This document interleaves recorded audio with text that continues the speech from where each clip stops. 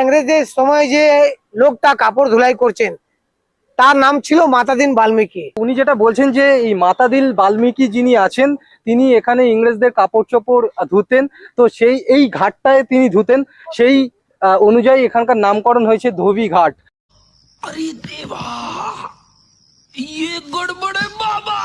দেখতে পাচ্ছ এই জায়গাগুলোয় উনি কাপড় ধুতেন, ইংরেজদের কাপড় ধুতেন। এই জায়গার নাম অনুসারে এই জায়গার নাম হয়েছে ধোবি ঘাট। ঘাটের কম্বিনেশনটা ব্যাপক, যেখানে কাপড় কাচা হতো সেই জায়গাটাও ব্যাপক।